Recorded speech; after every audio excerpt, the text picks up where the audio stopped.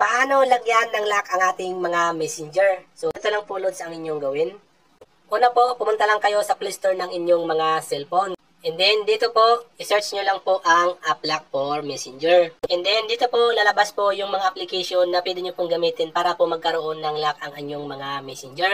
So, dito po mga lodis, so may isasuggest ako sa inyo. So, ginagamit ko naman po ito. And then, marami na po siyang download mga lodis. Ayan, 100 million. Yan po yung ginagamit ko din yan sa isa kong device. I-open nyo lang po. Ngayon po, i-download po natin itong mga lodis. Pag once po na na-install na ito, lalabas na po ito. I-click lang po natin itong enable. And then, pag lumabas na po itong open, i-click naman po natin itong open. Mag-open po yan mga lodis. And then, lalabas po ito. So, dito po mga lodis, mag-create na po tayo ng pattern po. So, yan pong pattern yan mga lods ang gagamitin natin para po ma-open natin yung application. Or, isa po yan sa mga gagamitin natin para po ma-open natin yung ilalak natin na apps. Okay? Especially sa Messenger. So, mag-create po kayo dito ng pattern po na gusto nyo. Make sure lang po na matatandaan nyo yung pattern na gagawin nyo ha. Pag once po na nakakreate na kayo ng pattern, mag-highlights na po yung one na yan. And then, ang gawin nyo po, mag-create ulit kayo to confirm na ang inyong pattern yung po yung ginawa nyo. Same po dapat yan. Ngayon po mga lodis, pag nakasit na kayo ng dalawang pattern na parehas po, proceed na po tayo sa step 3. So dito po, maglalagay lang po tayo ng what's your lucky number. So ilagay po natin dito mga lodis yung number na matatandaan po natin. Pag once po lodis na nilagay na natin yung lucky number natin, i-click na po natin itong done button. And then, lalabas na po ito mga loads. So, dito po, makikita nyo po dito yung mga application na naka-download sa inyong mga devices. Ayan, sa inyong mga device po. So, ngayon dito mga loads, pag ganyan po naka-check niya na mga ganyan, ibig sabihin po yan ay nakalock na po yan. Okay? So, dito sa baba, yung mga hindi po naka-check, mga katulad mga ganyan, ibig sabihin po, hindi pa po yan na lock. Ngayon, kung gusto nyo pong i-lock yan, pindutin nyo lang po yan, mga buha ito gallery, ayan, ganyan, mga ganyan. Pag naka-check po yan, ibig sabihin po, pwede po yung i-lock mga loads.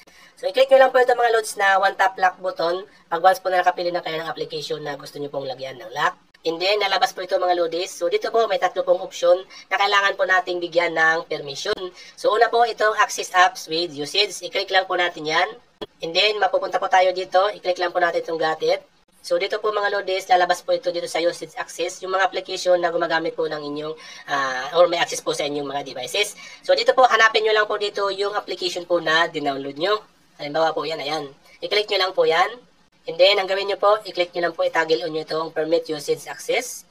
And then, pag ganyan na po yan, toggle on, naka-green po yan, okay na po yan. Mag-next po tayo dito sa iba, setting. Click natin to. And then, got it ulit. So, dito po, display over other apps. So, dito mga loads, hanapin ulit natin dito yung application na dinownload natin or yung app lock na dinownload natin. So, ito po siya. I-turn on mo ulit yan, toggle on. Pag once po na naka-green na yan, proceed na tayo din sa pangatlo, sa Keep App Lock Protecting. I-click natin to. And then, i-allow lang po natin ito.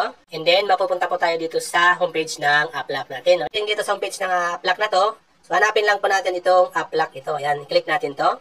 And then, lalabas na po ito mga loadis. So, dito po sa baba, lalabas po dito yung mga application na naka-download sa inyong mga cellphone. So, hanapin nyo lang po dito yung gusto nyo pong application na ilock. So, syempre po, Messenger po ang ilalak ko. Kaya hanapin ko po dito ay ang Messenger application na yan. So, ngayon mga loadis, pag ganyan po nakakulay, blue po yan, naka-highlights ng blue, ibig sabihin po yan mga loadis ay naka-lock na po yan. Pag ganyan pong nakakulay na yan, ganyang parang gray, and then hindi po siya naka-lock yung parang susi niya, ibig sabihin po yan mga loadis ay hindi po yan naka-lock. So kung gusto nyo pong i-lock yung application na iba dito, i-click nyo lang po yan. Halimbawa po yan, i-click nyo yan. Pag ganyan po okay na yan, naka-lock na po yan. Ngayon mga loadis, kung gusto nyo i-unlock yung mga application na naka-lock na dito, i-click nyo lang po ulit yan, ganyan. So siyempre dahil naka-lock na po yung aking Messenger, ibig sabihin po yan mga loadis ay okay na yan.